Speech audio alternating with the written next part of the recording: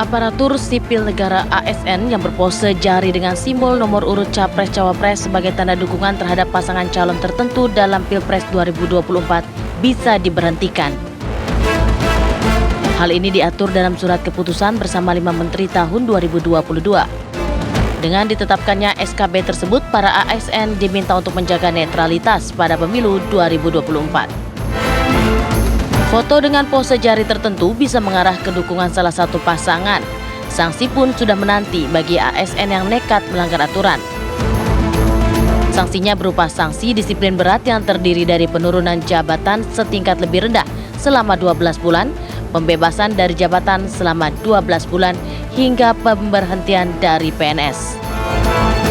Badan Kepegawaian Negara BKN merilis beberapa pose jari yang dilarang keras dilakukan ASN jelang pemilihan presiden dan wakil presiden 2024. Beberapa contoh pose yang dilarang antara lain gaya tangan dengan satu jempol diangkat ke atas, gaya jempol dan jari telunjuk diangkat, hingga gaya tangan mengangkat jari telunjuk, jempol dan kelingking membentuk metal. Tim TV One mengabarkan.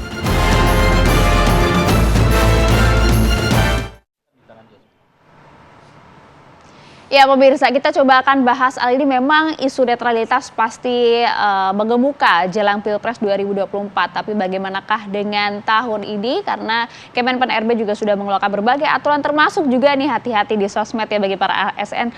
Berfoto dengan berbagai pose, ada 10 gaya yang kemudian dilarang kan oleh Kemenpan RB. Kita akan bahas hal ini, implementasinya di lapangan juga dan juga aturannya seperti apa. Sudah hadir bersama kami di studio Apa Kabar Indonesia Pagi, ada Bang Ray Rangkuti, analis politik. Selamat pagi Bang. Pagi.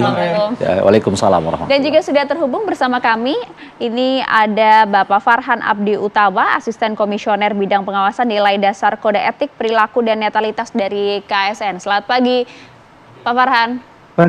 Pagi Maria, Bayu.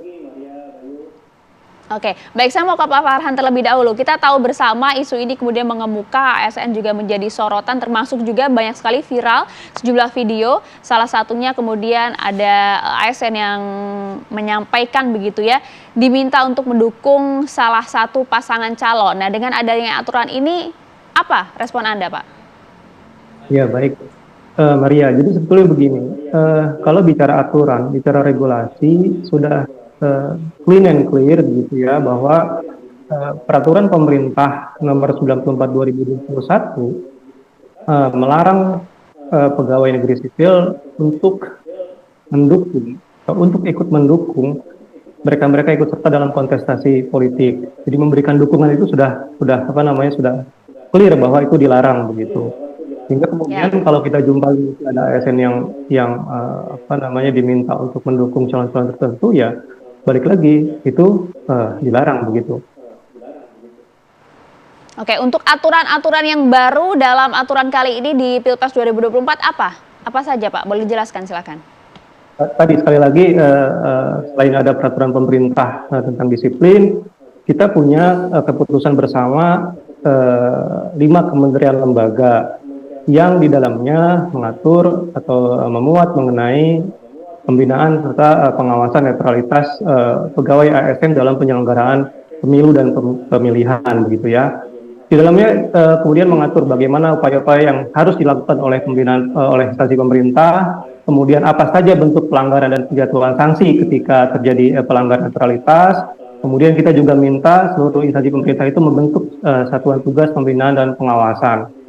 Kemudian SKB 5 kementerian lembaga itu juga mengatur mengenai tadi yang paling penting adalah bentuk dan jenis pelanggaran. Di sana kurang lebih ada 7 pelanggaran kode etik dan 13 pelanggaran disiplin. Jadi apa saja bentuk pelanggarannya dan apa sanksinya itu sudah dirinci begitu, Maria.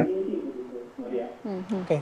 Baik, saya ke Bang Ray. Bang Ray, aturannya memang sudah ada ya begitu, tapi dalam beberapa hari kita juga sudah mendengar beberapa informasi gitu soal ada dugaan tidak netral terhadap pasangan capres dan cawapres tertentu. Meski sudah aturannya ada, setiap kontestasi pemilu akan selalu ada fenomena ini. Terutama ketika kita bicara ASN, Anda bisa meng-highlight apa dari hal ini? Lemahnya penegakan hukumnya, gitu. Ini kan semua terjadi karena termasuk dugaan-dugaan akan ada kecurangan macam-macam. Itu diakibatkan 2 hal. Pertama adalah nggak ada penegakan hukum, nggak ada penyelesaian kasus yang tuntas, gitu. sehingga ya jadi rumor. Nah, efek dari rumor itu adalah setiap orang nggak percaya pada orang lain. Ya. Seringkali saya menyebut ini pemilu mungkin yang paling lucu di dunia gitu.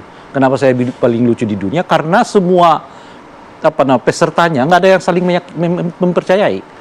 Kan dulu pemerintah yang ngelaksanain pemilu, kita nggak percaya deh, buatlah namanya KPU yang independen.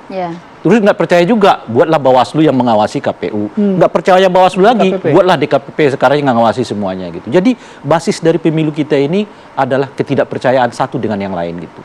Nah, kenapa itu bisa terjadi? Karena yang saya sebutkan tadi, lemahnya penegakan hukumnya. Yang kedua adalah nggak ada penyelesaian kasus sampai tuntas gitu. Nah, padahal untuk kasus ASN misalnya, kan setidaknya ada 3 lembaga tuh yang ngawasin. Satu adalah KSAN sendiri, yang kedua adalah Menpan RB, yang ketiga adalah Bawaslu. Tapi coba Anda cek sampai sekarang, dari 3 institusi ini ada yang bergerak nggak manggil ASN yang dimaksud itu? Untuk klarifikasi menuntaskannya atau menyelesaikannya secara umum. Kan kita nggak pernah ada yang dengar ini. Baik KSN kita nggak dengar panggil, baik Bawaslu nggak kita dengar memanggil, ataupun Menteri Menpan RB dalam hal ini juga nggak melakukan klarifikasi macam-macam dan sebagainya. Ini kasus yang pertama. Kasus Sorong misalnya. Kan PJ Sorong tuh yang ditemukan surat fakta integratis itu. Sampai sekarang siapa yang menyelesaikannya? Bawaslu enggak, Menteri Dalam Negeri enggak, dan sebagainya. Semua serba diam, termasuk Kabin kan. BIN juga nggak melakukan klarifikasi apa-apa. Akhirnya dibiarkan rumor.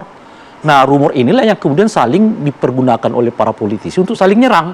Anda juga melakukannya kok, Anda juga melakukannya kok, Anda. Jadi seolah-olah semua, karena semua seolah-olah melakukannya, ya fine-fine aja lah. Ini soal siapa yang paling bisa ngambil keuntungan, kira-kira begitulah. Sekarang ini suatu situ. Artinya bahkan hingga saat ini Anda masih meragukan efektivitas dari sejumlah sosialisasi mengenai netralitas. Nanti kita coba akan tanyakan ke Pak Farhan ya, usai jeda sesaat lagi untuk Anda.